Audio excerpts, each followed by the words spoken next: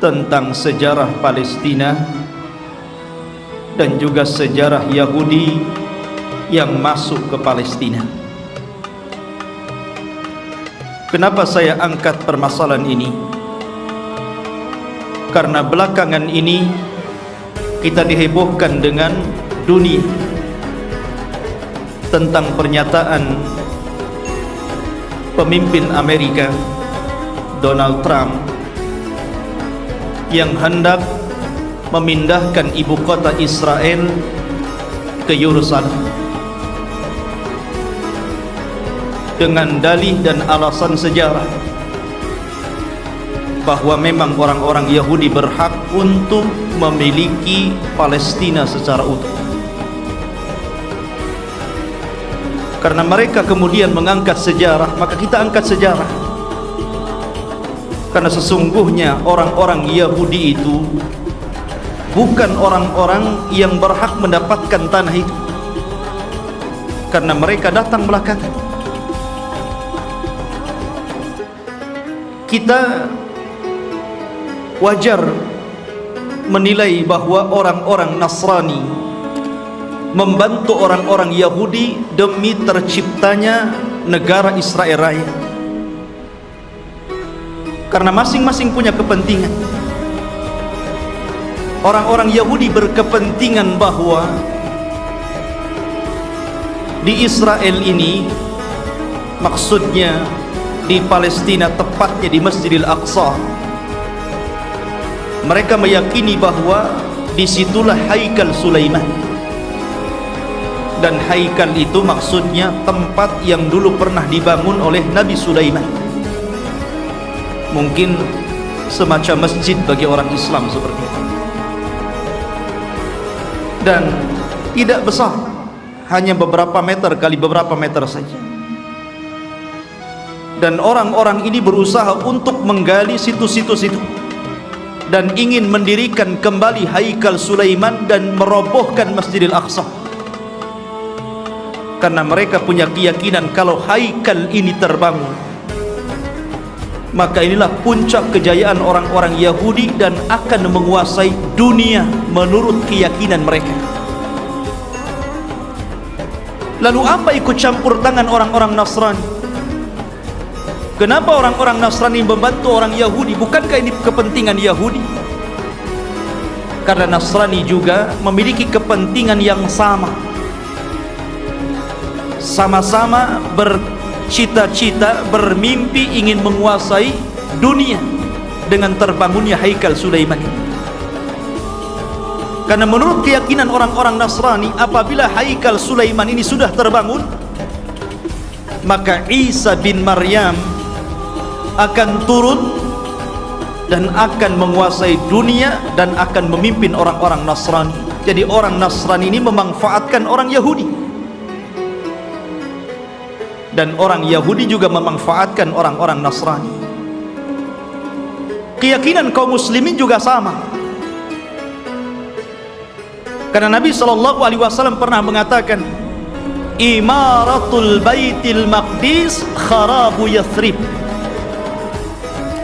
Kelak bahwa Baitul Maqdis akan menjadi pusat kekuatan kaum muslimin ketika Allah bangkitkan Al-Mahdi Al-Muntada Muhammad bin Abdullah, dan akan menguasai dunia. Jadi rupanya tiga agama ini punya kepentingan masing-masing. Yahudi punya kepentingan, Nasrani punya kepentingan, dan tentunya kita kaum muslimin juga punya kepentingan. Sama-sama bermimpi akan menguasai dunia. Tapi bagi umat Islam ini bukan mimpi, tapi ini sebuah kenyataan. Nabi SAW yang bersabda bahwa kelak kekuatan kaum muslimin akan menyatu di Syam, tepatnya di Palestina.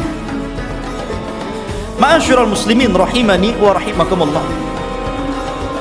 Maka kita akan angkat sejarah Palestina dan juga sejarah orang-orang Yahudi. Sebelum saya angkat sejarah ini, saya ingin menjelaskan tentang fadail Palestina dulu, keutamaan negeri Palestina ini. negeri Palestina, ikhwan, di situ ada satu kiblat yang dijadikan kiblat pertama dalam Islam. Karena ketika Nabi SAW salat, di awal salat sebelum Allah Subhanahu wa ta'ala memalingkan kiblat, maka kiblatnya Rasul dan para sahabat menuju Baitul Maqdis. Barulah setelah kemudian Nabi SAW berdoa kepada Allah agar kiblat itu dialihkan ke Masjidil Haram. Turunlah ayat, qad nara taqalluba wajhika fis sama falanuwalliyannaka kiblatan tardaha fawalli wajhaka syatral Masjidil Haram. Baru setelah turun ayat ini, maka Nabi SAW kemudian menyuruh seluruh kaum muslimin sejak hari itu, bahkan sampai hari ini, bahkan sampai kiamat dibangkitkan, bahwa kiblat kita telah dirubah dari kiblatnya orang-orang Yahud menjadi kiblat kaum muslimin ke Baitullah Al-Haram. Dari sini menunjukkan bahwa ada sejarah bahwa Baitul Maqdis yang ada di Palestina adalah kiblatnya kaum muslimin. Dan Nabi SAW pernah di-Isra Mi'rajkan oleh Allah dan sempat sholat di Baitul Maqdis, bahkan menjadi imam bagi para nabi. Kemudian ikhwatu fiddin yang dimuliakan Allah Azza wa Jalla, negeri Palestina ini adalah negerinya para nabi dan rasul. Negeri ini adalah negerinya para nabi dan rasul. Negerinya Ibrahim alaihi salatu wassalam, negerinya Ishak, negerinya Ya'qub, negerinya Ismail dilahirkan di situ walaupun kemudian hijrah ke Mekah.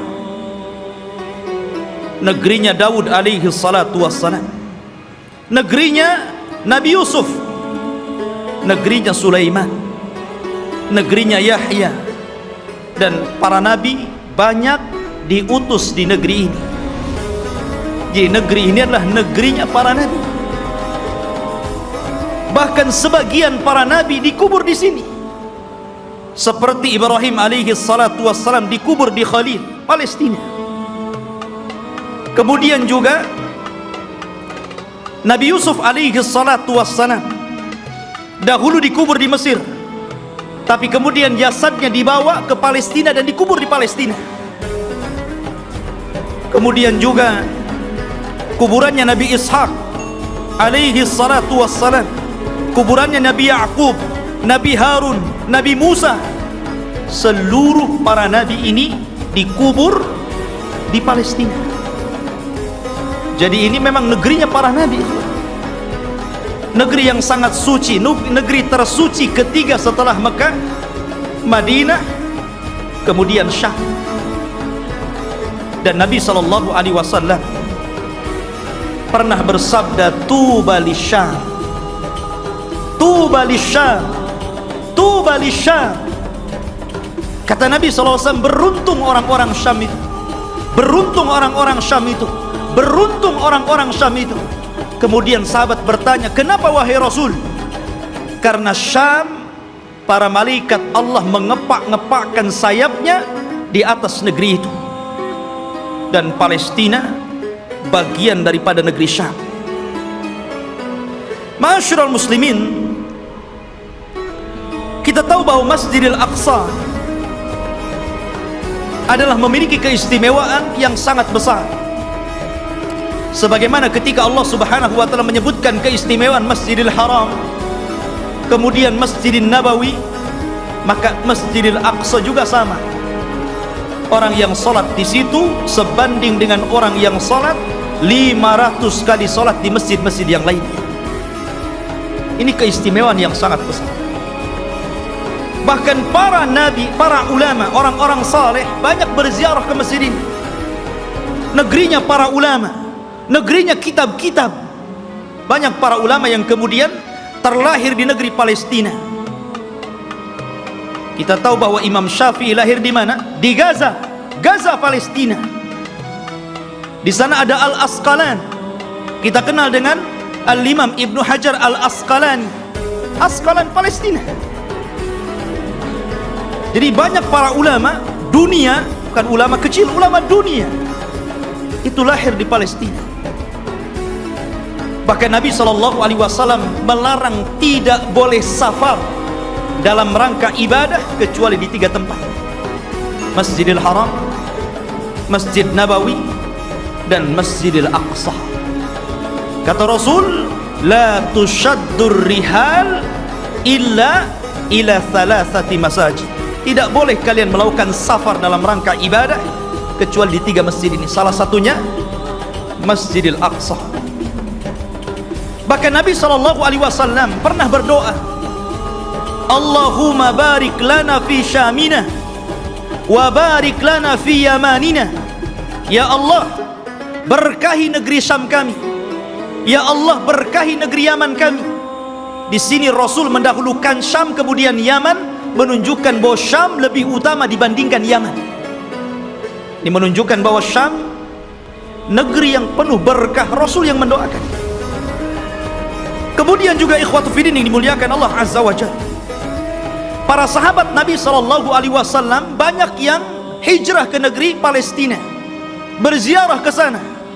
Di antaranya adalah Umar ibn al-Khattab radhiyallahu anhu, Abu Ubaidah Amir ibn al-Jarrah, kemudian juga Safiyah istri Nabi, Safiyah bintu Huyai, kemudian juga Mu'adh ibn Jabal, Abdullah ibn Umar, Salman al-Farisi, Abu Dhar al-Ghifari, kemudian Abu Hurairah radhiyallahu an, Bilal ibn Rabah, Amr ibn As, Muawiyah ibn Safwan, Muawiyah bin Abi Sufyan, dan banyak lagi para sahabat Rasul yang mereka hijrah dan berziarah ke negeri Palestina ini. Artinya ini negeri para sahabat Rasul, bukan hanya negeri para nabi dan rasul, dan juga negeri para sahabat, negeri para ulama, negeri kitab-kitab ahli sunnah wal jamaah. Jadi memang luar biasa. Bahkan negeri ini kelak akan menjadi berkumpulnya seluruh manusia, karena negeri ini disebut mahsyar.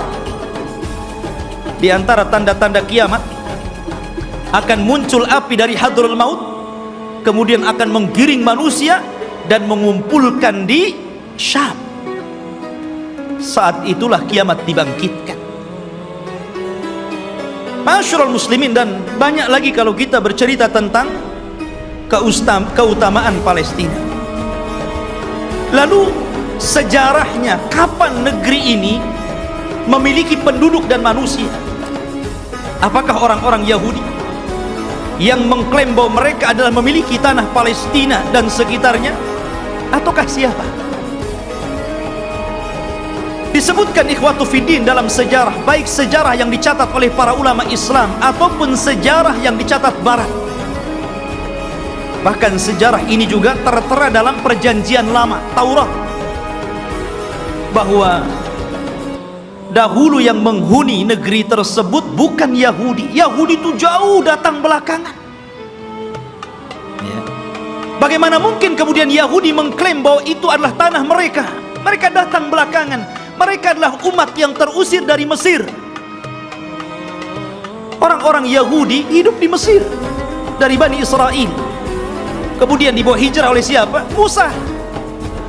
Nabi Musa alaihi salatu wassalam yang membawa Bani Israel sampai ke Palestina. Jadi mereka itu datang belakangan. Lalu siapa yang pertama kali?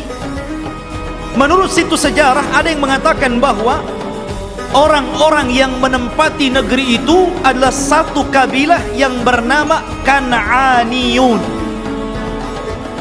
Kan'aniyun ini kabilah keturunan dari Syam, Syam ibn Nuh alaihi salatu wassalam. Artinya ini kabilah dari Jazirah Arab. Jadi orang Arab yang pertama kali memiliki tanah itu. Jadi dahulu ketika terjadi qahat, terjadi paceklik yang luar biasa di Jazirah Arab, sehingga banyak kelaparan dan meninggal, maka kemudian mereka mencari tanah untuk hidup, karena mereka sudah tidak bisa hidup lagi di Jazirah Arab. maka mereka pun berhijrah sampailah ke negeri yang hari ini disebut dengan Palestina. Jadi mereka adalah kabilah Kan'aniyun. Kabilah Kan'aniyun, kabilah dari Arab. Dan mereka memiliki beberapa kabilah. Ada namanya kabilah Amuriyun. Kabilah Amuriyun ini kabilah yang hidup di lembah-lembah di Palestina. Kemudian ada kabilah namanya Yaguthiyun, dan mereka hidup di negeri di sekitar Al-Quds yang kita kenal dengan Masjidil Aqsa, Baitul Maqdis. Kemudian adapun Kan'aniyun, maka mereka hidup di satu daerah yang bernama Arihah, dan Arihah adalah kota tertua di dunia. Belum ada kota di zaman itu kecuali Arihah. Makanya Arihah itu kota tertua di dunia, belum ada kota kecuali lah. Hiduplah kabilah namanya Kan'aniyun. Ma'asyiral muslimin rahimani wa rahimakumullah. Lalu kenapa muncul kalimat Palestina? Kalau antum membaca dalam perjanjian lama Taurat, bahkan disebutkan juga dalam Injil, tidak ada kalimat Bani Israel atau Yahudi. Yang ada adalah kabilah Kan'aniyun. Itu mereka mengakui dan tercantum dalam kitab-kitab mereka. Nggak ada Bani Israel, nggak ada Yahudi. Apalagi Yahudi datang belakangan gitu kan dibandingkan Bani Israel. Munculnya kabilah ini, kita tahu bahwa Palestina itu berdekatan dengan Mesir, karena dipisah dengan Sahara, hanya dipisah dengan padang pasir yang luas. Jadi antara Mesir dan Palestina itu berdekatan. Ya, di situ ada jalur Gaza namanya. Itu pemisah antara Palestina dan Mesir gitu kan. Lah, ada satu kelompok yang kemudian ketika itu menyerbu Mesir. Yang kemudian akhirnya terjadilah kesepakatan, karena waktu itu antara Palestina dan Mesir menyatu, bukan beda negara kayak sekarang, tidak, menjadi satu. Sehingga kemudian ketika kelompok yang menyerang Mesir ini kemudian berdamai, maka mereka pun meminta daerah yang disebut dengan Al-Falas, yang kemudian belakangan disebut Palestina, dan sekarang kita kenal dengan Palestina. Dari situlah ikhwatu fiddin bahwa kabilah yang menyerbu ini akhirnya menetap di sebuah tempat namanya Falas. Lah, sebelumnya sudah ada orang-orang Arab yang tinggal di situ. Sehingga kemudian akhirnya karena berlalunya zaman, berlalunya masa, berkembangnya mereka, akhirnya saling menikah sesama mereka. Antara Yaguthiyun, Amuriyun, kemudian juga Kan'aniyun. Akhirnya tidak ada daerah yang lebih dikenal daripada Falas, yang kemudian belakangan disebut Palestina. Itulah sejarah penamaan Palestina. Jadi sebuah nama tempat yang kemudian sekarang disebut dengan Palestina. Taib. Lalu kenapa kemudian muncul Bani Israel dan belakangan muncul nama Yahudi di sini? Kapan mereka masuk? Kita tahu bahwa ikhwatu fiddin yang dimuliakan Allah Azza wa Jalla, kalau kita cerita tentang Yahudi, berarti kita cerita tentang kisah Nabi Ya'qub. Nabi Ya'qub alaihi salatu wassalam dan anak keturunannya. Sedikit saya akan sebutkan tentang kisah Nabi Ya'qub dulu, biar antum lebih paham dari mana munculnya orang-orang Yahudi Bani Israel. Nabi Ibrahim alaihi salatu wassalam, ikhwan, itu memiliki 2 istri dan 1 budak. Ibrahim itu memiliki 2 istri dan 1 budak. Walaupun yang kita kenal hanya memiliki 1 namanya Sarah, dan memiliki budak namanya Hajar. Dia memiliki istri lain dan punya anak. Tetapi yang masyhur adalah dari Siti Sarah. Lahirlah seorang yang kemudian menjadi nabi penerus Ibrahim namanya Ishak. Nabi Ishak.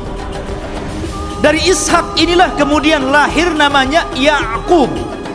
Yakub ini banyak saudaranya, dan selalu ada konflik antara Yakub dan saudara-saudara Yakub yang lain. Lah Yakub ini anak Ishak yang paling saleh, yang kemudian menjadi penerus Ishak, menjadi nabi juga, Nabi Yakub namanya. Sehingga dia terkadang di malam hari selalu menyendiri, selalu pergi di malam hari. Dalam bahasa Arab, pergi di malam hari itu namanya Isra. Makanya ada Isra, ada Mi'raj. Isra itu perjalanan malam yang ditempuh Rasul dari Masjidil Haram ke Masjidil Aqsa, ya. Kemudian karena Yakub ini selalu berjalan tengah malam, makanya kemudian dia pun disebut Israil, karena Isra itu diambil dari suka berjalan tengah malam. Tapi ada juga yang mengatakan Isra itu artinya abdun, dan il itu adalah Allah. Jadi artinya Abdullah, karena Yakub itu selalu beribadah kepada Allah Subhanahu wa taala. Maka orang-orang di zaman itu karena menggunakan bahasa Ibrani menyebutnya sebagai Israil. Jadi penamaan Israil itu dari siapa? Nabi Yakub, ya. Dan Nabi Yakub alaihi salatu wassalam itu memiliki 4 istri, 2 sah dan 2 budak. Maksudnya yang 2 sah istri dia dan 2 budak, dan semuanya melahirkan anak, sehingga jumlahnya menjadi 12. Lah dari salah satu istri Nabi Yakub namanya Rahil, lahirlah seorang nabi yang kelak akan meneruskan Yakub kenabiannya, namanya Yusuf, dan juga saudaranya namanya Binyamin. Kita tahu bahwa sejarah ini ma'ruf, sering diceritakan kan. Yusuf dizalimi saudara-saudaranya, akhirnya kemudian dibuang ke sumur, kemudian dipungut oleh para pedagang, sampailah di Mesir, kemudian dibeli oleh para pejabat Mesir, kemudian belakangan menjadi bendaharawan Mesir. Dari sinilah kemudian Yusuf memborong seluruh keluarganya dari Palestina menuju Mesir. Tidak ada satupun keturunan Yakub yang tinggal di Palestina. Semua berangkat ke Mesir. Tidak ada satupun. Jadi 12 saudara Nabi Yusuf itu semuanya berangkat ke Mesir, dan ditampung oleh Nabi Yusuf alaihi salatu wassalam, karena dia telah menjadi pejabat besar di Mesir, bendaharawan, dan sangat dihormati oleh kerajaan Mesir ketika itu. Lah selama Nabi Yusuf hidup, maka Yakub dan anak-anaknya diberikan sebuah daerah, kemudian mereka hidup di situ, dan mereka mendapatkan fasilitas yang luar biasa disebabkan oleh Nabi Yusuf alaihi salatu wassalam. Maka beranak pinaklah orang-orang ini, yang kemudian keturunan dari 12 putra Yakub disebut Bani Israil, keturunan Israel, Nabi Yakub. Selama mereka berada di Mesir dan Nabi Yusuf masih hidup, mereka dihargai, mereka hidup senang, hidup mewah, mereka berkembang biak luar biasa. Tapi setelah Nabi Yusuf alaihi salatu wassalam meninggal dunia, mulailah kemudian Mesir menekan mereka. Mulailah suku Kipti, suku terbesar ketika itu yang menguasai Mesir, rajanya namanya Fir'aun, mulailah menjajah Bani Israel ini. Belakangan kemudian Bani Israel menjadi budaknya Fir'aun. Budaknya Fir'aun, tertindas mereka. Karena tertindas inilah, maka kemudian Allah Subhanahu wa ta'ala utus kepada mereka secara singkat siapa? Nabi Musa. Nabi Musa diutus kepada mereka menjadi Rasul Bani Israel dan untuk mendakwahi Fir'aun. Dan subhanallah ikhwan, kita tahu bahwa di zaman Bani Israel diutusnya Nabi Musa alaihi salatu wassalam kepada mereka, Bani Israel ini menyaksikan 9 mukjizat besar di hadapan mereka dengan mata mereka sendiri. Ketika mukjizat itu turun kepada bangsa Fir'aun, orang-orang Bani Israel juga melihat. Dan 9 mukjizat itu disebutkan di dalam Al-Quranul Karim. Yang pertama, mukjizat yang kita dikenal dengan hajar, batu. Batu yang mengeluarkan 12 mata air. Dan Allah Subhanahu wa taala mengatakan, wa idistasqa Musa liqaumihi faqul nadrib bi asakal hajar fanfajarat minhu ithnata asyrata ainan. Dan ketika Bani Israel meminta hujan kepada Nabi Musa karena mereka sudah kehausan, tidak ada air, maka Allah Subhanahu wa taala firmankan, pukullah wahai Musa batu itu. Maka dipukullah oleh Musa batu tersebut, tiba-tiba memancar 12 mata air. Mukjizat. Dari sini mereka menyaksikan mukjizat ini. Tapi Bani Israel ini, ikhwan, adalah orang yang sangat keras kepala. Nanti kita akan sebutkan bagaimana keras kepalanya orang itu ya. Kemudian yang kedua, mereka menyaksikan bagaimana terbelahnya lautan. Betul-betul menyaksikan itu. Dan mereka melewati lautan. Ketika Fir'aun mengejar-ngejar Nabi Musa dan Bani Israel yang lari dari Mesir ke Palestina, kemudian mereka dihadang oleh lautan besar, maka Allah Subhanahu wa taala mengatakan, fa'auhayna ila Musa anidrib bi asakal bahra. Dan kami wahyukan kepada Musa agar memukul dengan tongkatnya lautan. Fanfalaka fakana kullu firqin kattaudil adhim. Maka kemudian tiba-tiba lautan terbelah menjadi 12 jalan. Kenapa 12 terus? Karena memang Nabi Musa alaihi salatu wassalam membawahi 12 kabilah Bani Israel. Jadi mereka dikasih satu-satu mata air, satu kabilah satu. Ketika memukulkan lautan juga dibuat 12 jalan. Jadi masing-masing kabilah berjalan sendiri-sendiri. Mereka menyaksikan itu ya. Kemudian juga menyaksikan tongkat. Ketika Nabi Musa alaihi salatu wassalam berduel dengan tukang-tukang sihir Fir'aun, maka Allah Subhanahu wa taala katakan, fa'alqa asahu fa idza hiya thu'ban mubin. Fa'alqi asah.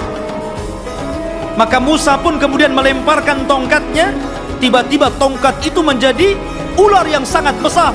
Bani Israel menyaksikannya, menyaksikan bagaimana tongkat Musa berubah menjadi ular besar dan memakan ular-ular kecil tukang-tukang sihir Musa, tukang-tukang sihir Fir'aun. Kemudian juga kekurangan makanan dan hilangnya buah-buahan, sehingga Fir'aun dan juga kabilah-kabilah Fir'aun dari kalangan Kibti, mereka merasa kelaparan, susah cari buah-buahan. Allah Subhanahu wa taala berfirman, walaqad aqadna ala fir'auna bisinin wa naqsim minats thamarati la'allahum yadhakkarun. Dan ingatlah ketika kami memberikan hukuman kepada keluarga Fir'aun dan juga para pengikutnya dengan kekeringan yang berkepanjangan dan kurangnya buah-buahan, agar mereka mau kembali ke jalan yang benar. Dan Bani Israel menyaksikan ketika orang-orang Fir'aun kelaparan, mereka justru kekenyangan. Ini mukjizat ya. Kemudian juga tufan, angin yang sangat besar, yang kemudian banyak membunuh, menghancurkan tembok-tembok dan juga rumah-rumah. Allah katakan, fa arsalna alaihim tufan. Allah kirim kepada mereka tufan, angin yang sangat besar. Kemudian juga al-jarad, Di mana-mana belalang. Belalang di mana-mana, ikhwan. Di rumah-rumah, di dapur-dapur, bahkan di tempat tidur, belalang di mana-mana. Kemudian juga kumal kutu dan juga dafadi', katak dan kodok, di mana-mana ada kodok. Kemudian juga darah, di mana seluruh air bersih menjadi merah dan berdarah. Dan ini disaksikan Bani Israel dan juga orang-orang Fir'aun. Kemudian juga bagaimana tangan Nabi Musa yang bercahaya, dan banyak lagi mukjizat yang diberikan kepada Musa. Tapi sekali lagi saya katakan, ikhwan, bagaimana degilnya Bani Israel. Allah sudah tampakkan banyak mukjizat kepada mereka, tapi mereka kufur kepada Allah Azza wa Jalla. Kita perhatikan ketika Nabi Musa alaihi salatu wassalam berhasil menyeberangkan Bani Israel sehingga mereka mampu melewati lautan, dan Allah tenggelamkan Fir'aun di Laut Merah. Mulailah kemudian ketika mereka melewati satu kabilah, dan kabilah itu menyembah berhala, tiba-tiba satu di antara mereka datang kepada Musa dan mengatakan, ij'al lana ilahan kama lahum alihah. Hei Musa, jadikan untuk kami berhala-berhala sebagaimana mereka punya berhala untuk disembah. Lihat, Allah sudah tampakkan 9 mukjizat. Harusnya mereka makin beriman, kan begitu? Ini sudah diseberangkan, lihat ada orang nyembah berhala, minta pula berhala. Bani Israel, ikhwan. Inilah wataknya orang-orang Yahudi. Makanya Nabi SAW ketika perang Hunain kemudian melewati ada pohon yang di zaman jahiliyah selalu digantungkan pedang dengan keyakinan bahwa kalau mereka gantungkan pedang di situ, maka pedang itu akan ditransfer kekuatan, dan apabila dipakai maka pedang itu akan mudah untuk membunuh musuh. Itu keyakinan orang musyrik tabaruk dengan pohon bidara. Maka sahabat mengatakan, ya Rasulullah, jadikan jugalah pohon sama seperti pohonnya orang-orang musyrik, biar sebelum perang kita gantungkan juga pedang kita di situ. Oh, Rasul marah. Allahu Akbar, kata Rasul. Kalian ini persis seperti Bani Israel yang mengatakan kepada Musa, jadikan untuk kami banyak berhala sebagaimana mereka banyak berhala. Nah, lihat. Akhirnya kemudian Rasul marah dan mengatakan, innakum qaumun tajhalun, kalian ini bodoh. Sudah dikasih hidayah tauhid mau syirik pula. Tidak cukup, ikhwatu fiddin, selama perjalanan Nabi Musa alaihi salatu wassalam hijrah menuju Palestina. Ketika itu, ikhwatu fiddin, Nabi Musa alaihi salatu wassalam diperintahkan Allah Subhanahu wa ta'ala selama 40 malam untuk datang ke Bukit Saina yang disebutkan dalam Al-Quran itu Tur. Namanya ada Suratul Tur. Di situ ada bukit namanya Bukit Saina, Bukit Tur, Tur Sina.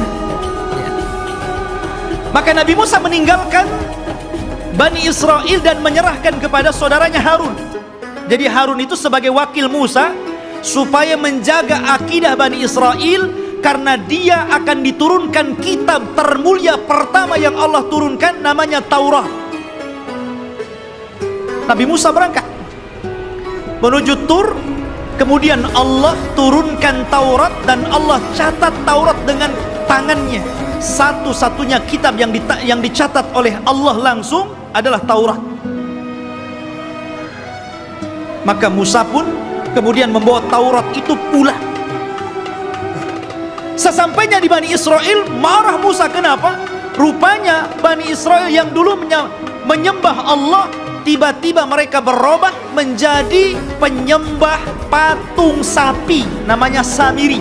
Bayangkan, ditinggal 40 hari bisa kufur, padahal mereka sudah melihat 9 mukjizat besar. Bani Israel, ya, mereka sudah melihat 9 mukjizat, hanya ditinggal 40 hari oleh Nabi Musa bisa kafir, menyembah Samiri, patung sapi. Maka kemudian Nabi Musa marah kepada siapa? Kepada Harun.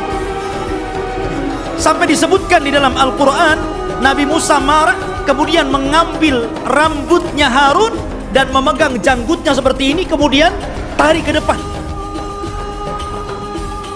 Kalau antum nggak ada janggutnya susah lah. Pegang kepala, pegang janggut, kemudian ditarik sama Musa. Maka Nabi Harun mengatakan, ya bena la ta'khud bilihyati wa bira'si. Wahai anak saudara, maksudnya saudara kandung, jangan kau ambil kepala dan janggutku. Kemudian, innal qauma istad'afuni wa kanu yaqtulunani. Sesungguhnya Bani Israel itu tidak menganggap aku, bahkan mereka mau membunuhku.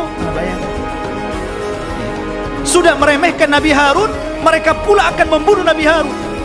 Jadi kalau Nabi Harun menghalang-halangi mereka menyembah Samiri, maka Harun akan dibunuhnya. Kata Harun, bisa apa? Maka kemudian Nabi Musa alaihi salatu wassalam diturunkan oleh Allah Azza wa Jal satu syariat agar mereka bertobat. Bagaimana cara bertobatnya?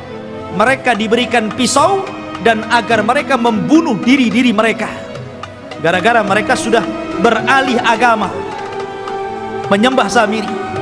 Dan Allah Subhanahu wa taala katakan, wa idz qala Musa liqaumihi ya qaumi innakum zalamtum anfusakum bittikhadikumul ijla fatubu ila bari'ikum faqtulu anfusakum.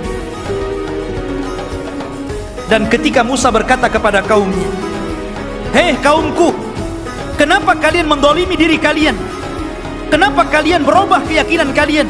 Kalian sembah Samiri, patung sapi itu. Maka bertobatlah kalian kepada Allah dengan cara bunuhlah diri-diri kalian. Lihat, tobatnya zaman dulu ngeri, Pak. Ya. Ini tobatnya zaman dulu. Kalau orang sekarang enak tobatnya kan? Orang muslim kemudian murtad, tinggal balik lagi syahadat. Orang dulu nggak kayak gitu ya. Kalau murtad ambil pisau bunuh. Untung antum jadi umatnya Rasul. Ini umatnya Nabi Musa berat. Tobatnya megang pisau dibunuh sendiri. Maka Nabi Musa mengatakan, taatilah hukum Allah ini. Isma'u wa ati'u, dengarkan dan taati. Tiba-tiba mereka mengatakan, sami'na wa asayna.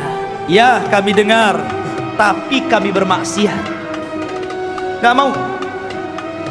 Makanya Nabi SAW pernah marah kepada para sahabatnya gara-gara ketika Allah Subhanahu wa taala turunkan ayat di akhir surah Al-Baqarah, ketika Allah Subhanahu wa taala berfirman tentang masalah amalan hati yang akan dihisab.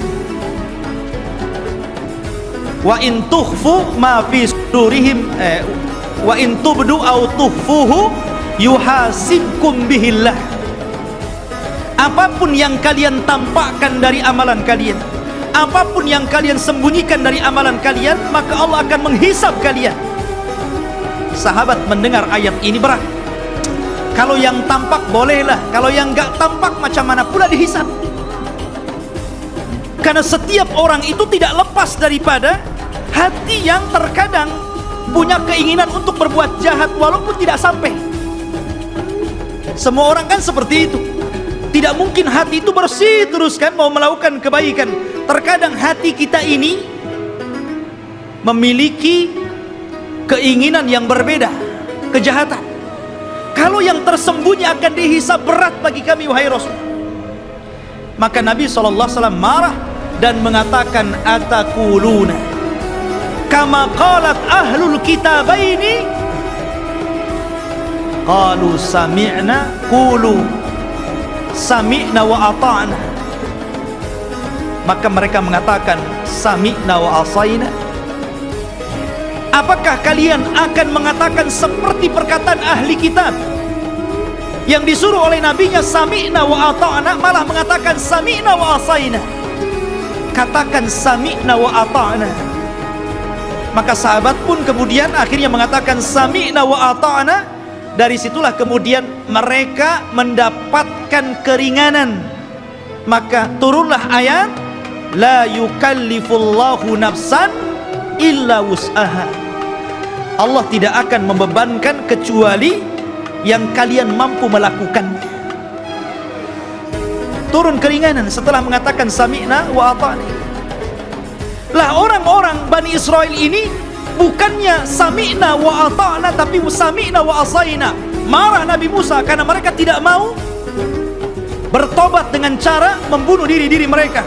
Akhirnya Nabi Musa alaihi salatu wassalam berdoa kepada Allah agar bukit Tur itu diangkat, kemudian berada di atas kepala mereka. Mau tobat atau mau dibanting di bukit Tur. Bukit Tur diangkat dan mereka ada di bawahnya. Dan Allah katakan wa idna taqnal jabala fawqahum ka'annahu dhullatun wa dhannu annahu waqi'un bihim khudhu ma atainakum biquwwah wadhkuru ma fihi la'allakum tattaqun. Allah gambarkan ini. Dan ketika kami angkat gunung Tur itu, kemudian seolah-olah gunung itu akan menimpa mereka. Kemudian mereka diingatkan dengan nikmat Allah. Diingatkan bagaimana mereka dulu diperbudak oleh Fir'aun, kemudian diselamatkan oleh Musa, kemudian diberikan nikmat yang banyak. Kalian masih kufur? Barulah ketika bukit akan dibantingkan kepada mereka, barulah mereka mengambil pisau dan membunuh mereka. Oh, jadi mereka melaksanakan itu kalau di bawah ancaman. Itulah Bani Israel, Yahudi itu. Ya. Ma'asyiral muslimin rahimani wa rahimakumullah. Belum sampai di situ. Ketika sebagian mereka melihat bagaimana saudara-saudara mereka harus membunuh diri-diri mereka karena mereka telah berpindah keyakinan menyembah Samiri. Rupanya yang melihat kejadian itu juga tidak mau bertobat, tetap juga kufur. Suatu ketika mereka meminta kepada Nabi Musa alaihi salatu wassalam untuk diturunkan ma'idatan minas sama, makanan tetapi langsung yang membuat Allah dan diturunkan dari langit.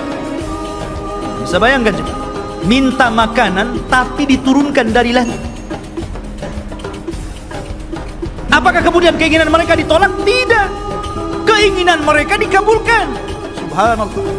Akhirnya diturunkan makanan namanya manna wassalwa. Manna, diturunkan makanan itu jatuh dari langit, kemudian bergantungan di pohon-pohon. Maka mereka tinggal naik, tinggal diambil makanan ini. Kemudian salwa, sejenis daging burung. Enak makanannya. Gimana enggak enak, langsung dari langit makanannya. Subhanallah. Akhirnya ikhwatu fiddin, mereka bosan. Asik makan itu saja, bosan akhirnya. Kemudian akhirnya karena bosan, maka mereka meminta kepada Nabi Musa alaihi salatu wassalam ingin sayur mayur. Bosan dengan ini katanya. Saya ingin sayuran, ada bawang merah, ada bawang putih. Sehingga mereka mengatakan wa id qultum ya Musa lan nasbiru ala ta'amin wahid. Dan ketika kalian berkata kepada Nabi Musa, "Hei Musa, kami tidak sabar dengan satu makanan ini saja, saya minta makanan yang lain." Ya. Akhirnya mereka meminta kepada Nabi Musa itu sayur mayur, mimbakliha wa qithaiha wa fumiha wa adasiha wa basaliha. Ya Allah, dikasih makanan enak, mau makanan yang enggak enak. Maka Allah Subhanahu wa taala mengatakan, "Atastabdiluna alladhi huwa adna billadhi huwa khair, ihbitu Misra." Kenapa kalian memilih makanan yang gak enak dan membuang makanan yang enak? Kalau hanya ingin sayur mayur, bawang-bawangan, sana ke Mesir. Antum tinggal pergi ke kota, beli ada. Kenapa mesti harus kemudian diturunkan dari langit? Degilnya Bani Israel. Sudah Allah Subhanahu wa taala utamakan mereka, tetap saja mereka kufur kepada Allah Subhanahu wa taala. Bahkan suatu ketika ikhwatu fiddin, Ini masih di tengah perjalanan hijrah mereka sampai ke Palestina. Ini di sepanjang jalan mereka itu diperlihatkan mukjizat yang banyak. Akhirnya suatu ketika ada salah seorang terbunuh. Kemudian Allah Subhanahu wa taala mewahyukan kepada Nabi Musa agar memotong seekor sapi betina. Kemudian dipukulkan dagingnya kepada orang yang mati, maka dia akan hidup sesaat dan akan menyebut siapa pembunuhnya. Tapi orang Bani Israel ini tidak mau melaksanakan dan mengira itu adalah olok-olokan dari Musa. Gimana Musa ini? Kita ini mencari siapa yang membunuh orang ini. Kenapa disuruh menyembelih seekor sapi? Apa kaitan pembunuhan dengan seekor sapi? Maka Musa mengatakan, sudah, lakukan saja. Kalau mereka melakukan, selesai sebenarnya. Tapi mereka mengatakan, sapinya seperti apa, warnanya kayak apa, kemudian sapi ini sudah dibajak atau belum. Coba nyari yang susah ya. Akhirnya kemudian disifatkan tuh oleh Allah Subhanahu wa ta'ala bagaimana sapinya. Sapinya safra'un faqi'un launuha tasurrun nadirin, warnanya harus kuning mengkilat, yang kalau orang lihat itu senang. Dan belum tentu ada orang senang. Ini harus senang kalau orang-orang lihat. Susah juga kan ya. Awanun baina dzalik, harus nggak boleh tua, nggak boleh muda. La dalulun fihi wala, dan tidak juga pernah dipekerjakan, artinya tidak pernah dijadikan untuk membajak sawah dan kebun. Pokoknya sulit. Makanya Allah mengatakan hampir-hampir mereka tidak mendapatkan sapi itu. Bukan tidak ada sapinya, ada sapinya, tetapi mereka tidak sanggup menebusnya, karena Allah takdirkan sapi itu yang punya anak yatim. Kemudian karena itu satu-satunya warisan dari orang tuanya, anak yatim yang saleh, dari keluarga yang saleh. Maka malaikat menjelma manusia, ngomong sama anak yatim itu, nak, nanti sebentar lagi ada orang yang akan menawar sapimu. Jangan kau kasih kecuali kau jual dengan seberat emas seberat sapimu. Gimana coba? Mengumpulkan emas seberat sapi itu gimana itu? Ya. Akhirnya kemudian karena memang itulah syaratnya gitu kan, harus membeli sapi dengan seberat emas sebesar sapi, ya terpaksa orang-orang mengumpulkan apa yang diminta anak itu. Kaya anak ini kan gitu. Ya, coba. Seperti itu ta'annutnya orang-orang Bani Israel. Jadi memang aduh, orang Bani Israel ini keras kepala. Jadi antum jangan kayak Bani Israel, keras kepala. Bahkan setelah kejadian ini betul-betul mendapatkan sapi, kemudian dipukulkan kepada orang mati dan hidup lagi, kemudian menyebut siapa pembunuhnya. Bukannya mereka bertobat dengan melihat mukjizat ini, bahkan summa qasat qulub, malah keras hatinya ikhwan, makin keras. Bahkan Allah mempermisalkan, kalau hati ini keras, batu loh, kalau terkena tetesan air bisa bolong, tapi hatinya Bani Israel lebih keras daripada batu. Bayangkan, itu Bani Israel. Seperti itulah orang-orang Yahudi. Akhirnya ikhwatu fiddin, setelah kemudian mereka pun berjalan jauh meninggalkan Mesir gitu. Ada sebuah kejadian, mereka tersesat. Mereka tersesat dan tidak bisa masuk dan meneruskan perjalanan, karena ada satu wasiat Nabi Yusuf yang belum pernah mereka tunaikan, di mana Nabi Yusuf itu berwasiat agar jasadnya dipindah dari Mesir dan dikubur di Palestina. Dan ketika itu tidak ada yang tahu di mana letak kuburan Nabi Yusuf alaihi salatu wassalam kecuali seorang nenek tua. Dan ini teringat dengan kisah Rasul ketika pulang dari peperangan. Ketika itu Nabi Shallallahu Alaihi Wasallam kehabisan bekal, kemudian singgah di salah satu perkampungan di perbatasan Madinah, perkampungan orang-orang Yahudi yang terusir dari Madinah karena berkhianat. Rupanya Rasul dijamu oleh seorang nenek Yahudi. Karena sudah kehabisan bekal, maka Rasul pun mampir dan diberikan jamuan yang luar biasa. Nabi itu tidak pernah melupakan kebaikan orang walaupun yang berbuat baik itu orang kafir. Karena balasan yang baik itu harus kebaikan, ikhwan. Orang kalau sudah berbuat baik kepada antum, telah memberikan jasa kepada antum, apakah berupa ilmu, berupa pendidikan, harusnya dibalas dengan kebaikan, bukan malah dizalimi orang tersebut. Lah, Nabi SAW tidak seperti itu. Walaupun yang berbuat baik orang kafir, dia akan berusaha untuk berbuat baik kepada orang yang telah berbuat baik kepada dia. Jadi dia ngomong sama nenek itu, "Nek, kamu sudah berbuat baik kepada saya. Kira-kira apa yang akan kau minta?" Karena Rasul kan baru pulang dari peperangan, banyak membawa harta ghanimah, harta rampasan perangan itu. Kata nenek tersebut, "Karena engkau memintanya wahai Muhammad, aku ingin seorang pembantu. Berikan untukku pembantu agar aku bisa hidup tenang. Ada yang ngurus pembantuku." Maksudnya budak untuk membantu dirinya di rumah.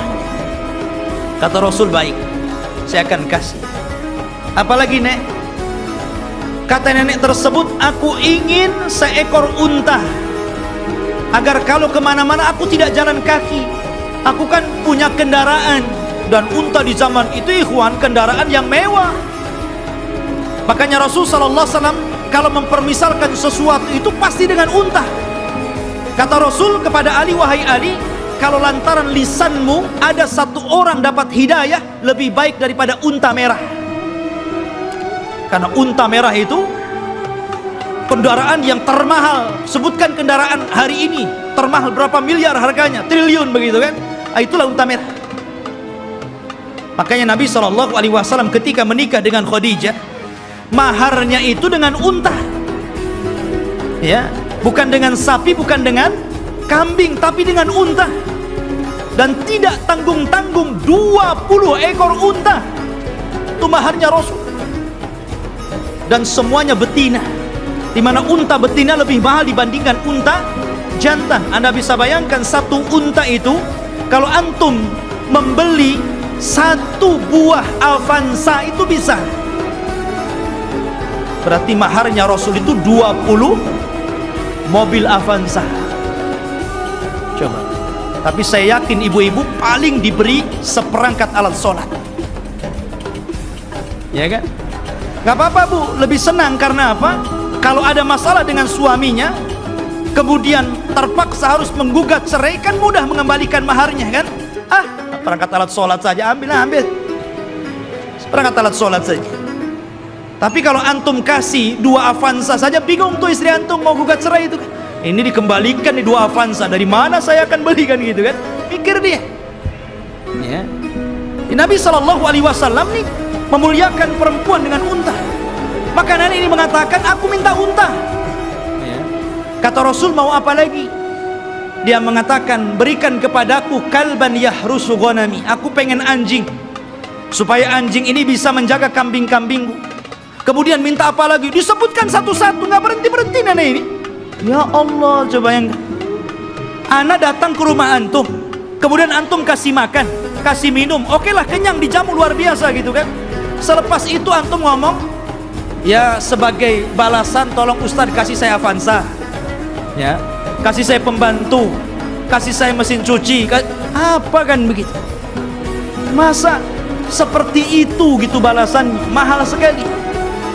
Maka Nabi mengingatkan kepada nenek itu, "Heh nenek, apakah engkau lemah untuk menjadi seorang nenek di zaman Bani Israel?" Sahabat heran, apa maksudnya? Rasul, apa maksudnya nenek di zaman Bani Israel itu? Kita masuk dalam cerita ini. Jadi ketika Nabi Musa mencari kuburan Nabi Yusuf, tidak ada yang tahu kecuali seorang nenek di zaman Bani Israel. Dia yang tahu di mana letak kuburannya. Maka Musa mengatakan, "Wahai nenek, tunjukkan kepadaku di mana kuburan Nabi Yusuf. Kami akan bawa jasadnya dan kami kubur di Palestina." Kata nenek tersebut, "Tunggu dulu, semua ada bayarannya. Nggak main tunjuk-tunjuk saja, ada bayarannya." Kata Nabi Musa, "Apa bayarannya? Sebutkan." Maka nenek ini mengatakan, "Ya Musa, inni uridul jannah wa inni uridu ma'aka fil jannah. Wahai Musa, aku ingin sorga dan aku ingin bersama kamu di sorga. Subhanallah. Dia tak ingin dunia. Tapi tentu ini lebih parah dibandingkan nenek di zaman Rasul, kan gitu. Di zaman Rasul dunia pengen unta kasih unta, ini minta sorga lebih tinggi lagi. Masa hanya nunjukkan kuburan Nabi Yusuf minta sorga? Ya Musa diam sajalah. Dia tidak punya sorga, apa yang mau dibuat? Akhirnya Musa diam sampai Allah mengutus Jibril, kemudian mengatakan, ya Musa, Allah mengabulkan permintaan nenek itu. Baru Musa bersuara, ya, kalau begitu engkau akan jadi kawanku di sorga. Sekarang cepat tunjukkan di mana kuburannya. Ya. Akhirnya ditunjukkan kuburannya, dibawalah Nabi Yusuf, jasadnya sampai akhirnya dikuburkan di Palestina. Ma'asyiral muslimin rahimani wa rahimakumullah. Kemudian ketika Nabi Musa alaihi salatu wassalam sudah dekat ke Baitul Maqdis, maksudnya ke daerah Palestina, sudah mendekati daerah Palestina ini, berada di tengah padang pasir. Karena saya katakan antara Mesir dan Palestina ini terpisah dengan padang pasir yang luas sekali. Jadi Musa ini tersesat akhirnya. Tapi kemudian Nabi Musa mendapatkan jalan setelah membawa jasadnya Nabi Yusuf dan hampir mendekati Palestina. Lah di Palestina itu, di negeri Arya, kan saya katakan dari awal sebelumnya sudah ada manusia di situ. Dari Kan'aniyun, Yaguthiyun, Amuriyun, sudah ada orang-orang di situ. Sudah menguasai Palestina, sehingga Musa tidak mungkin membawa Bani Israel begitu saja, harus berperang dulu dengan penduduk asli di situ. Maka kemudian Nabi Musa alaihi salatu wassalam meminta kepada Bani Israel untuk siap-siap perang. Kita akan rebut Baitul Maqdis. Siap-siap kalian. Kita akan menyerbu mereka. Maka mereka mengatakan, setelah Nabi Musa menyebutkan, wa idh qala Musa liqaumihi ya qaumi dzkuru ni'matallah alaikum ij'ala fikum anbiya wa ja'alakum mulukan wa atakum ma lam yu'ta ahadan minal alamin. Ketika Musa berkata, hei kaumku, ingatlah nikmat Allah, bagaimana dahulu kalian menjadi budak di Mesir, kemudian diutus kepada kalian nabi, kemudian dijadikan kepada mereka raja yang memimpin kalian, disebutkan nikmat yang banyak. Kemudian Musa mengatakan, ya qaumi dkhulul ardal muqaddasata allati kataballahu lakum wala tartaddu ala adbarikum fatanqalibu khasirin. Di hadapan kalian ada negeri yang disucikan. Masuklah kalian ke negeri itu, karena negeri itu telah ditulis oleh Allah Subhanahu wa taala untuk kalian. Jangan mundur sedikit pun. Kalau kalian mundur, kalian akan menjadi orang yang rugi. Kita akan perang. Tapi mereka mengatakan apa? Qalu ya Musa, inna fiha qauman jabbarin. Nabi Musa, kamu kan tahu negeri itu banyak jabbarin, banyak para pemimpin hebat, banyak para pemimpin bengis. Inna lanadkhulaha, kami tidak akan masuk hatta yakhruju minha, sampai orang-orang itu keluar. Fa in kharaju minha fa inna dakhilun. Kalau mereka sudah keluar dari negeri itu, kami yang masuk. Lihat. Kata Nabi Musa alaihi salatu wassalam, ada dua orang laki-laki yang diberikan nikmat oleh Allah Azza wa Jalla. Qala rajulan minal ladina yakhafuna an'amallahu alaihim. Dari orang-orang yang takut kepada Allah, Allah berikan nikmat kecerdasan kepada dua orang itu dan mengatakan, udkhulu alaihimul bab fa idza dakhaltumuhu fa innakum ghalibun wa 'alallahi fatawakkalu in kuntum mu'minin. Sudah, kalian siap-siap saja, kita akan masuk ke negeri itu, kalian pasti menang, dan tambatkan hati kalian kepada Allah Subhanahu wa ta'ala. Tapi mereka mengatakan, qalu ya Musa inna lan nadkhulaha abadan. Nabi Musa, kami tidak akan masuk selama-lamanya. Madamu fiha, kalau orang-orang itu masih di situ.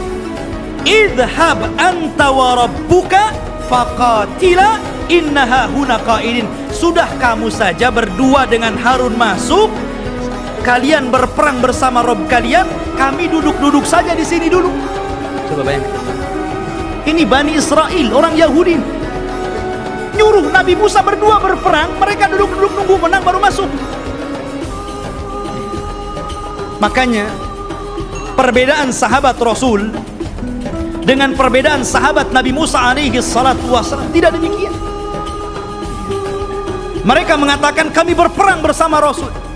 Ketika perang Ahzab dan dimenangkan kaum muslimin, darah para sahabat belum kering, masih bercucuran, belum lagi beristirahat.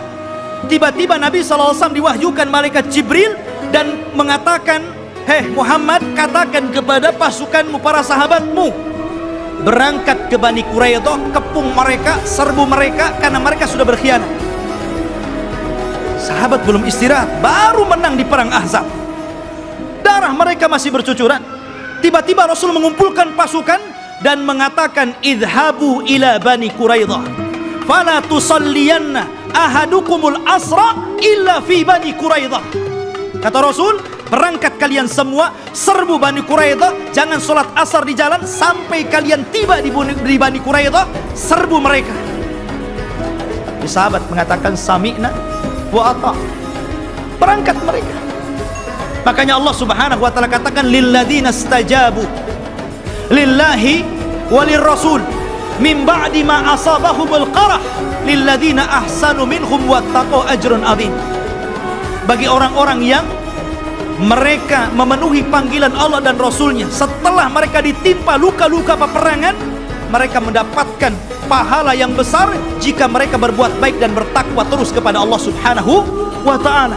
Itulah sikap para sahabat. Berbeda dengan sahabatnya Nabi Musa, justru mengatakan, "Engkau saja dengan Harun berperang bersama Tuhanmu, kami duduk-duduk di sini." Lihat bagaimana kurang ajarnya Bani Israel kepada Nabi Musa alaihi salatu wassalam. Maka Nabi Musa mengatakan, "Rabbi inni la amliku ila nafsi wa akhi."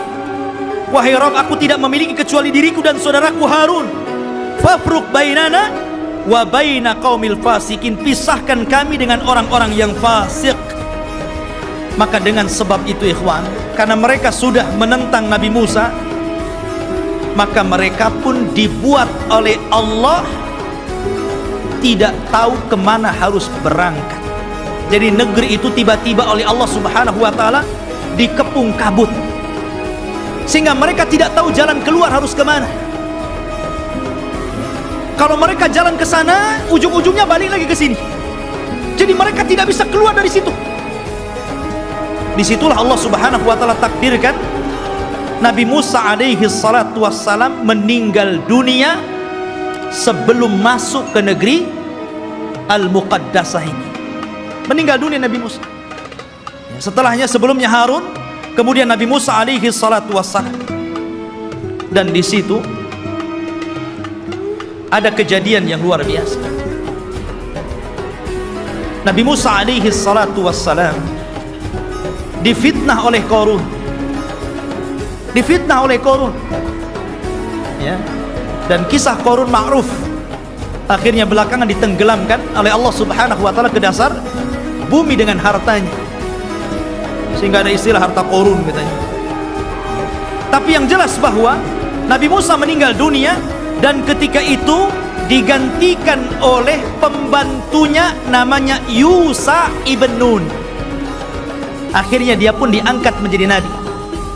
Yusha bin Nun ini adalah kawannya Nabi Musa dan juga pembantunya. Dialah yang menemani Nabi Musa ketika mencari Khidir. Kemudian Nabi Musa belajar kepada Khidir. Dan kisah Musa dengan Khidir ma'ruf, disebutkan dalam surah Al-Kahfi, dan diisyaratkan, walaupun Khidir tidak ada namanya dalam Al-Quran, tapi isyaratnya ada. Tapi yang jelas bahwa Yusha bin Nun lah yang kemudian berhasil membawa Bani Israel dan masuk ke Baitul Maqdis. Allah menangkan dalam peperangan. Jadi Nabi Yusha inilah yang membawa pasukan, kemudian berperang dan berhasil menguasai Baitul Maqdis. Dari sini menunjukkan bahwa Bani Israel ini mereka menjajah, bukan asli situ. Mereka datang dari Mesir dengan Nabi Musa, kemudian Nabi Musa meninggal, diganti oleh Yusha bin Nun, kemudian merebut Palestina, dan mereka menjadi tinggal di situ. Jadi Palestina bukan milik orang Yahudi, mereka yang menjajah di situ. Barulah kemudian Yusha bin Nun masuk ke Masjid Al-Aqsa yang sekarang disebut dengan Baitul Maqdis, sekarang Masjid Al-Aqsa.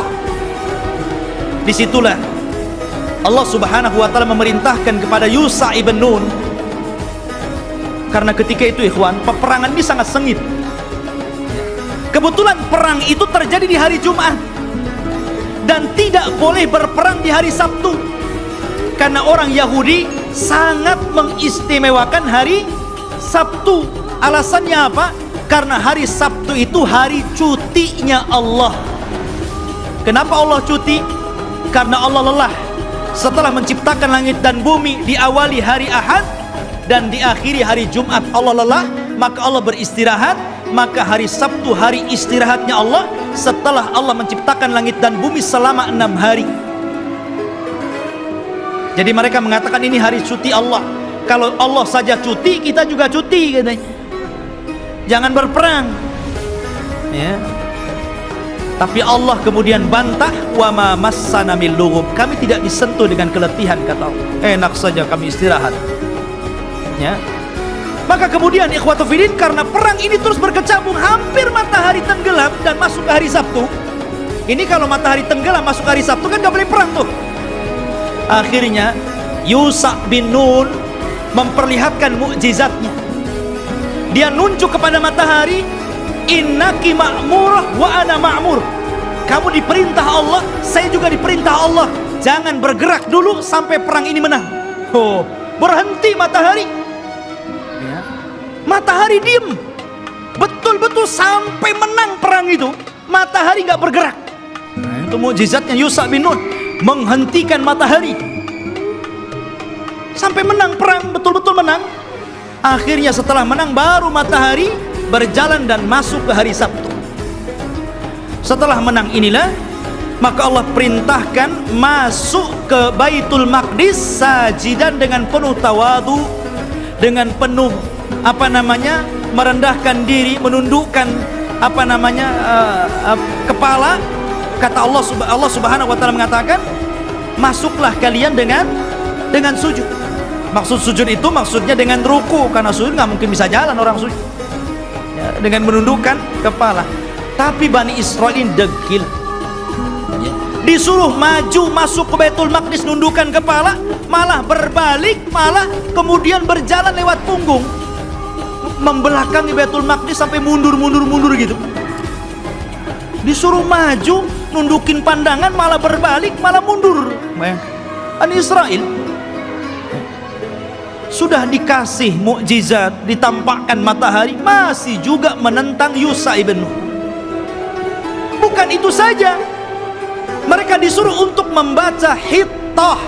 Masuklah ke Baitul Maqdis dan bacakan Hittah. Hittah itu artinya, ya Allah ampuni dosa-dosaku, ya Allah ampuni dosa-dosaku. Digantinya kalimat Hittah menjadi Hintah. Bayangkan, apa Hintah? Ya Allah berikan makanan, ya Allah berikan makanan. Disuruh minta ampun malah minta makanan. Bani Israil, mereka sudah dimenangkan, tinggal masuk saja, masih kurang ajar gitu kan. Ma'asyiral muslimin rahimani wa rahimakumullah. Akhirnya mereka pun tinggal di Baitul Maqdis. Lah, ketika kemudian Yusha bin Nun berhasil menguasai Baitul Maqdis dan menempatkan orang-orang Yahudi atau Bani Israil di Baitul Maqdis dan menguasai Palestina, maka kemudian Yusha ibn Nun pun meninggal dunia. Ketika Yusha ibn Nun meninggal dunia, maka di sini ikhwatu fiddin yang dimuliakan Allah Azza wa Jalla, ketika itu Bani Israil memiliki beberapa hukum. Pertama, mereka dipimpin oleh para nabi. Jadi ketika Yusha bin Nun meninggal, ada nabi. Kemudian nabi ini meninggal, muncul lagi nabi.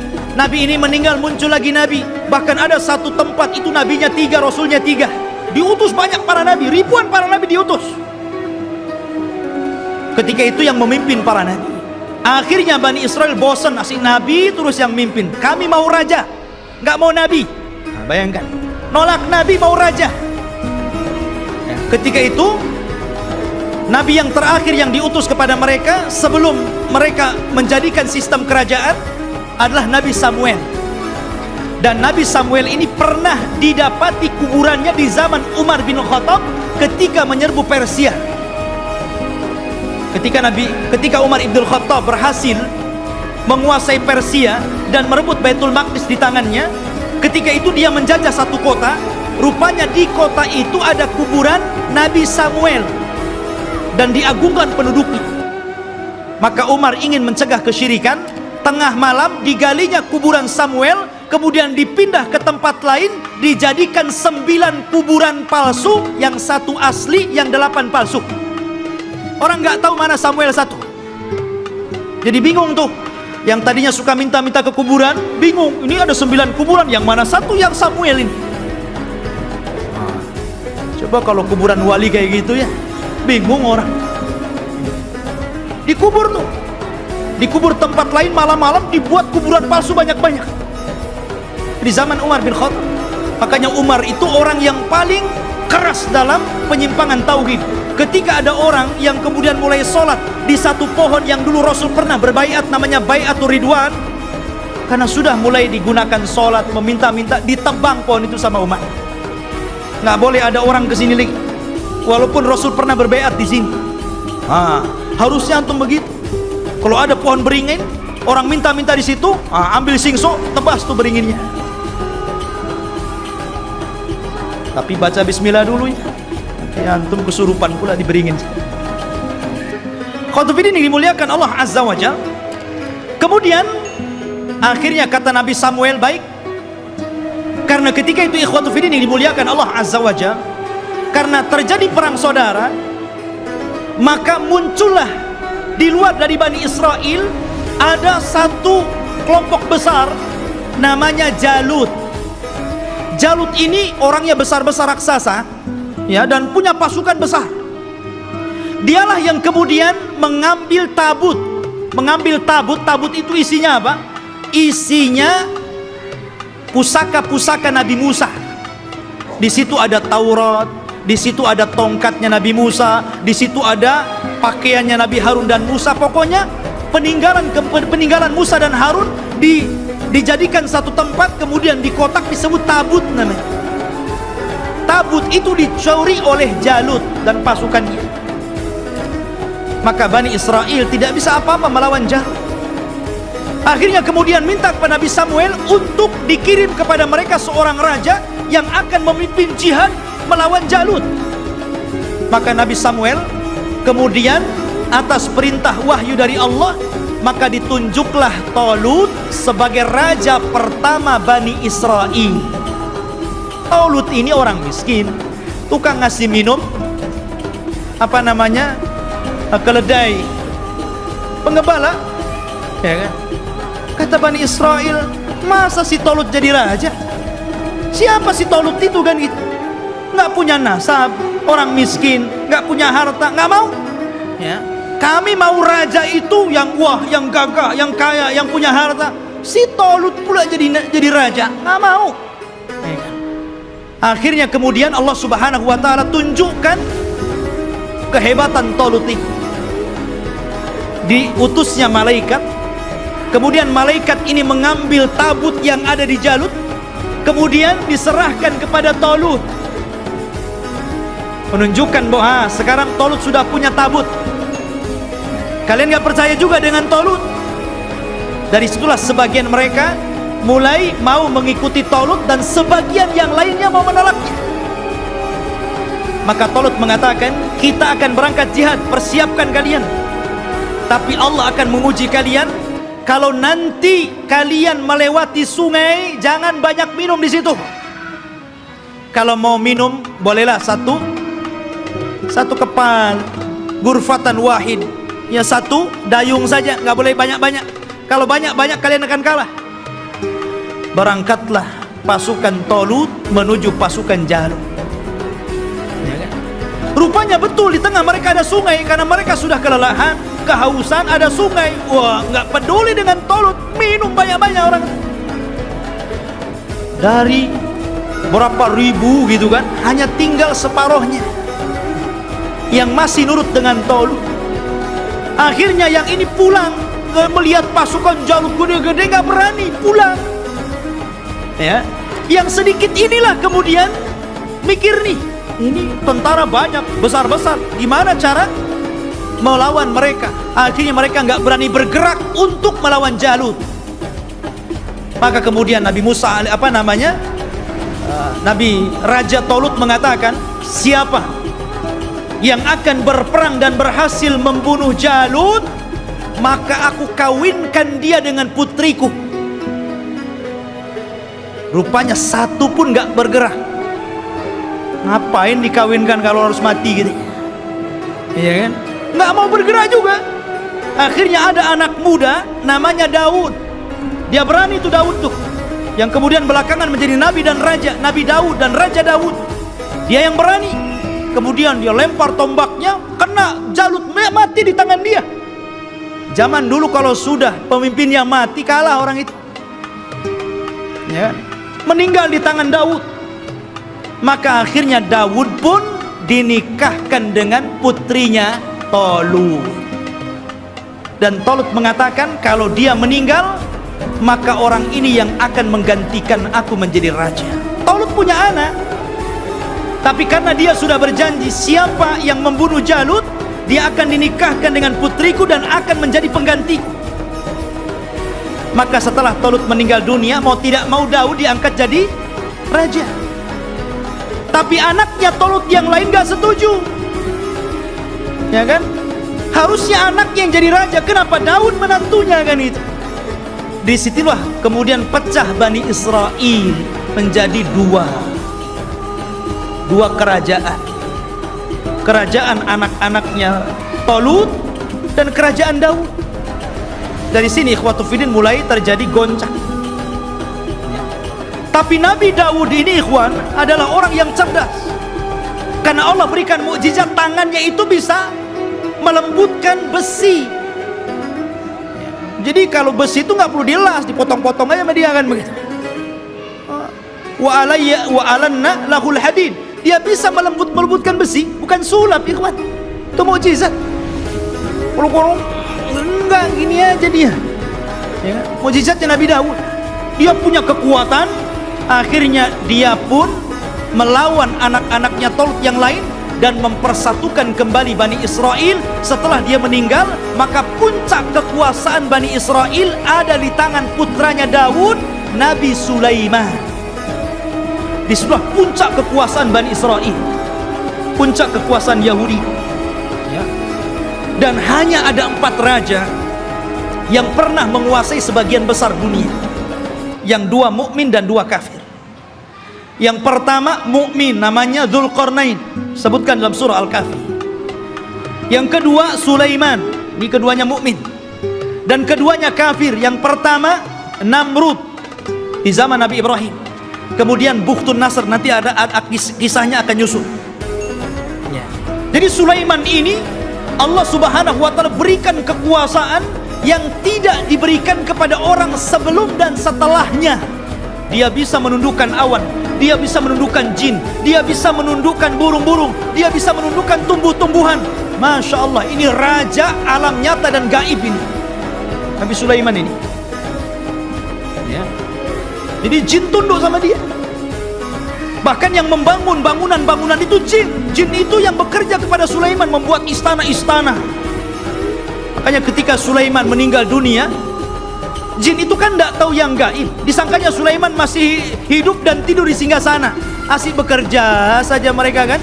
Baru setelah Sulaiman roboh dari singgasananya, kata jin, oh kalau tahu Sulaiman sudah mati dari dulu, ngapain saya kerja, katanya. Dari sini menunjukkan jin itu tidak tahu yang gaib.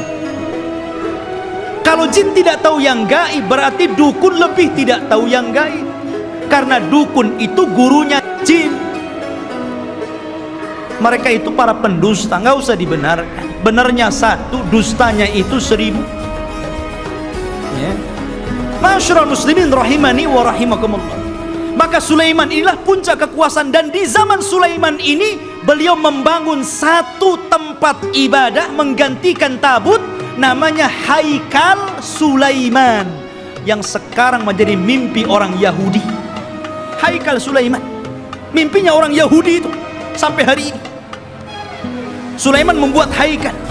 Dialah yang pertama kali meninggikan Masjidil Aqsa.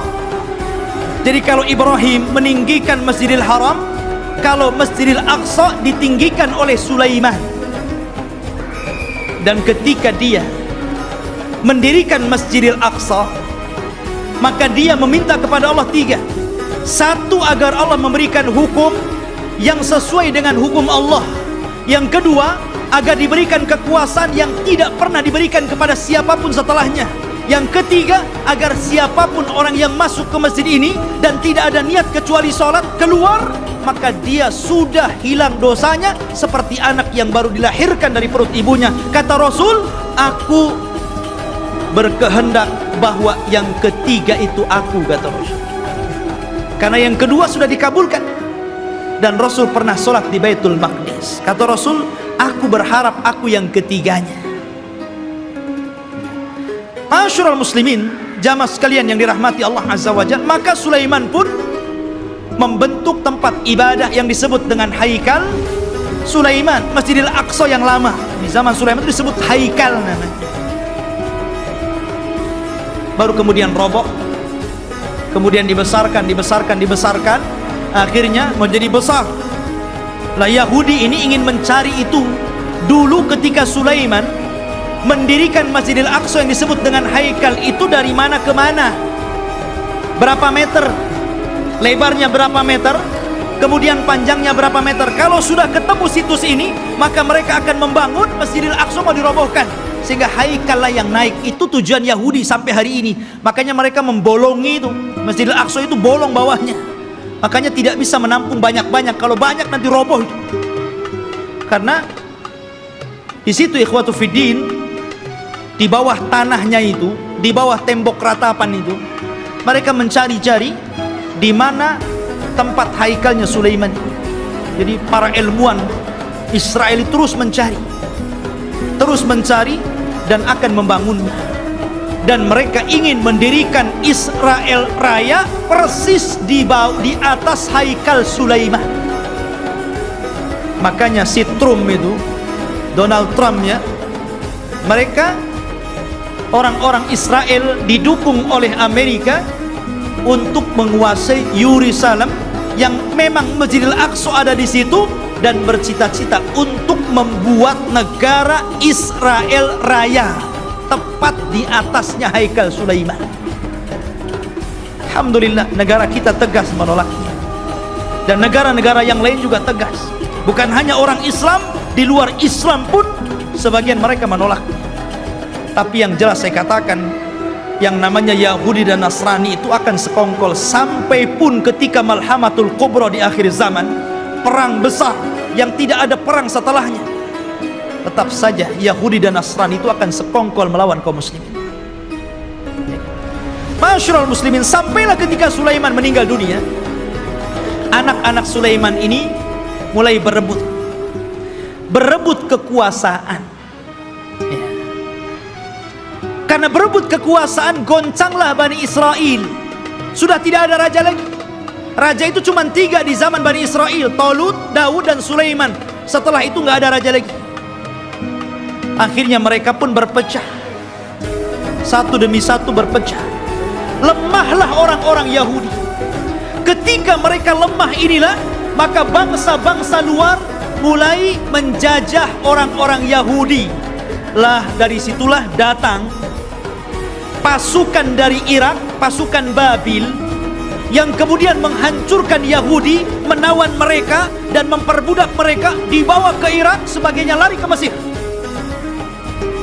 Dan ketika muncul seorang perdana menteri yang kemudian menguasai Babil, namanya Bukhtun Nasr, dialah yang kemudian menghancurkan negeri Palestina sehancur-hancurnya dan merobohkan Haikal Sulaiman. Hancur lebur. Orang-orang Yahudi ditindas, orang-orang Yahudi diperbudak oleh Bukhtun Nasr ini. Hancur semuanya. Sampai disinilah Taurat hilang, Alwah Taurat hilang. Orang-orang Yahudi bingung. Akhirnya sebagian mereka mulai merangkai Taurat, sehingga akhirnya dari situlah kemudian campur tangan ucapan firman Allah dengan campur tangan ucapan manusia, mulailah muncul pada Taurat. Sehingga kemudian Taurat mulai berubah dari aslinya, yuharrifunal kalima an mawadi. Dari sinilah Yahudi tersesat, karena alwahnya Taurat, papannya hilang, berceceran kemana-mana. Karena Palestina dihancurkan Bukhtun Nasr. Lah ketika hancurnya Palestina ini, datanglah seorang nabi, namanya Uzair. Nabi Uzair, ya kan, datang kemudian melihat kehancuran Palestina yang luar biasa. Haikal Sulaiman roboh, kota Palestina hancur, orang Yahudi dibantai, orang Yahudi diperbudak di Babil, Irak, gitu kan. Maka dia berpikir, kaifa yuhyillahu ba'da mautiha. Bagaimana Allah bisa menghidupkan kota yang hancur setelah dulu kota ini sangat ramai, sangat indah, sangat bagus. Akhirnya Allah Subhanahu wa taala menidurkan Nabi Uzair 100 tahun. Fa amatahullahu mi'ata amin summa ba'atsah. Maka kemudian Uzair pun ditidurkan Allah 100 tahun. Kemudian dibangkitkan seolah-olah baru tidur sejam 2 jam, karena ditidurkan di waktu duhur dan dibangunkan di waktu asar. Asar ke duhur cuma berapa jam saja. Disangkanya hanya 2-3 jam dia tidur, padahal dia sudah 100 tahun ditidurkan. Dan Allah bolak-balikan badannya sehingga badannya tidak hancur, dan Allah biarkan badannya muda terus, sehingga ketika 100 tahun dia dibangkitkan, orang sudah tua dia masih muda. Orang udah janggutnya panjang-panjang, udah pakai tongkat bungku-bungku, dia masih muda saja. Maka ketika dia mencari rumahnya, ya namanya rumahnya ya tahu di mana. Rupanya rumah itu masih ingat di mana letaknya. Rupanya di situ ada nenek. Rupanya nenek ini dulunya bekas pembantunya, lebih muda jauh, tapi sekarang lebih tua jauh. Siapa kamu? Saya Uzair. Uzair dah mati 100 tahun, kau ngaku Uzair pula kan? Mana buktinya kau Uzair? Akhirnya ditunjukkan bukti-buktinya. Kaget nenek ini. Oh, kamu ini tuan saya, kamu Uzair. Menyebarlah nama Uzair di Bani Israel. Maka orang pun menganggap Uzair itu anak Tuhan. Wa qalatil yahudu Uzair ibnullah wa qalatin nasara al-masih ibnullah. Berkata orang Yahudi Uzair itu anak Allah, berkata orang Nasrani al-masih ibnullah, anak Allah. Karena Uzair masih hidup. Mereka katakan ini anak Allah, kalau bukan anak Allah nggak mungkin hidup selama ini, dan masih muda. Dan ketika dia mencari puing-puing papan-papan Taurat, dia tidak tahu di mana letaknya. Maka Allah ilhamkan mampu menghafal Taurat dengan pemikirannya, sehingga orang-orang menyangka Musa saja membaca Taurat dari papan, dia membaca Taurat dari pikirannya, berarti dia adalah anak Allah. Orang Yahudi bilang Uzair anak Allah karena mampu menghafal Taurat. Tuh lihat, kenapa orang Islam tidak dikatakan anak Allah? Banyak orang yang hafal Quran. Anak kecil aja si Musa bisa hafal Quran. Kenapa nggak Musa anak Allah? Al-Quran itu luar biasa ikhwan. Semua bisa menghafal Al-Quran. Bisa Quran dihafal, anak kecil bisa hafal Quran. Tapi nggak ada sejarah orang hafal Taurat. Nggak ada sejarah pastor hafal Injil. Nggak ada. Tapi Taurat dan Injil tidak bisa dihafal, tapi Quran bisa dihafal. Ini mukjizat. Quran itu bisa. Walaqad yassarna Qur'ana lidzikr. Allah mudahkan Quran itu untuk diingat. Ma'asyiral muslimin rahimani wa rahimakumullah. Maka itu kisah Nabi Uzair. Akhirnya kemudian Yahudi pun ditindas. Maka setelah kemudian zaman Bukhtun Nasr berlalu, datanglah Persia menyerbu dan menang. Maka orang-orang Yahudi dikembalikan ke Palestina. Setelah itu datang Romawi dan memenangkan Persia. Akhirnya orang Yahudi diperbudak lagi. Sebagian mereka hijrah sampai ke Madinah. Inilah sejarah kenapa dahulu di zaman Rasul ada orang-orang Yahudi di Madinah. Karena ketika Romawi berhasil mengarahkan Persia, maka orang-orang Yahudi banyak yang diperbudak, sebagian mereka lari. Dan mereka punya ramalan bahwa kelak akan muncul seorang nabi di tanah yang banyak pohon kurma, yang kemudian belakangan disebut Yathrib, dan belakangan lagi disebut Madinah Al-Munawwarah. Berangkatlah mereka ke Madinah, suaka besar-besar, ya. Tapi kemudian setelah tahun 1700-an belakangan ke sini gitu kan, maka mulailah orang-orang menggagas untuk mengumpulkan orang Yahudi, kemudian mengumpulkan di Palestina. Kemudian pada tahun 1940-an gitu kan, barulah kemudian atas bantuan Inggris dan Amerika, akhirnya orang-orang Yahudi diresmikan untuk membuat negara sendiri yang sekarang disebut Israel. Israel, bukan Bani Israel. Karena kerajaan Israel ini, ikhwan, itu berbeda dengan Yahudi. Itu dua pecahan yang berbeda, ya. Yahudi ini keturunan Yahuda, kalau Israel berbeda. Karena Israel ini masih mengagungkan para nabi, tapi Yahudi itu membenci para nabi. Mereka lah yang membunuh Nabi Zakaria sehingga digergaji sampai mati. Dialah yang membunuh Nabi Yahya bin Zakaria, disembelihnya sampai mati. Dia pula mengklaim sudah membunuh Nabi Isa bin Maryam dan mengatakan anak zina dan dibunuhnya. Walaupun Al-Quran mengingkari terbunuhnya Isa dan mengatakan Isa tidak dibunuh, Isa disalib, Isa tidak disalib, dan Isa diserupakan, bahkan dia diangkat ke langit. Tapi orang Yahudi mengklaim sudah membunuh Isa. Itulah kisahnya orang Yahudi. Jadi orang Yahudi yang sekarang ini hanya sandiwara orang-orang ini, orang-orang kafir, orang-orang Inggris dan Amerika saja. Mereka membuat cerita bahwa seolah-olah itu adalah tanah mereka. Demi Allah, sejengkal pun bukan tanah Yahudi. Bagaimana kemudian Donald Trump mengumumkan untuk memindahkan ibu kota Yerusalem sebagai ibu kota Israel dan akan mendirikan Israel Raya di atas Baitul Maqdis? Maka kita harus bangkit. Nggak bisa seperti itu. Satu jengkal pun mereka nggak punya tanah. Bagaimana mungkin kemudian mereka mengklaim ini tanah Yahudi? Dan di akhir zaman, yang mereka ramalkan memang akan menjadi kenyataan. Mereka meramalkan setelah Haikal Sulaiman terbangun, maka akan diutus kepada mereka Imam Mahdi yang ditunggu-tunggu, namanya Dajjal. Dajjal itulah Imam Mahdi yang ditunggu-tunggu mereka. Makanya kita lihat simbol Zionis, simbol mata. Karena Dajjal itu cuma satu matanya di sini. Makanya kemudian mereka menganggap bahwa itu Imam Mahdi mereka yang mereka tunggu. Makanya dalam Islam pun dibenarkan, karena kelak Dajjal itu akan diikuti 70.000 Yahudi Asfahan. Mereka akan mengikuti Dajjal. Tapi Dajjal tidak bisa diperangi oleh Imam Mahdi karena terlalu kuat, pengikutnya banyak. Makanya kemudian Imam Mahdi terkepung di sebuah bukit. Akhirnya mereka pun harus kemudian bersembunyi di Bukit Tur, sampai Allah turunkan kepada mereka Isa bin Maryam, dan itu cita-citanya Nasrani.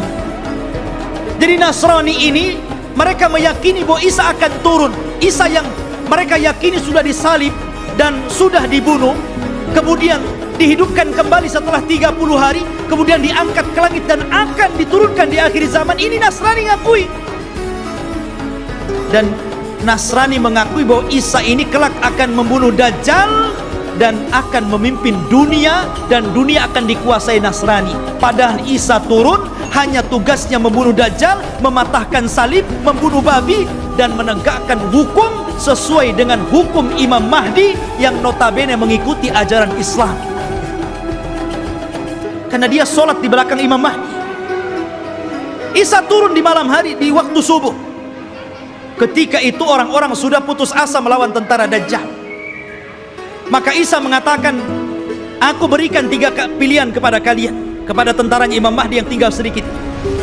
Aku berdoa kepada Allah agar Allah kirimkan tentara lain bukan kalian, supaya mereka yang menghancurkan Dajjal dan Dajjal akan meninggal. Yang kedua, atau aku berdoa kepada Allah untuk dikirim bencana besar agar Dajjal terkena bencana dan pasukannya, sehingga kalian diselamatkan tanpa harus berperang. Atau yang terakhir, kita perang, saya pimpin kalian. Dan saya akan berdoa kepada Allah agar pasukan Dajjal tidak sanggup mengangkat senjata, kalian tinggal penggal lehernya, aku yang menghadapi Dajjal.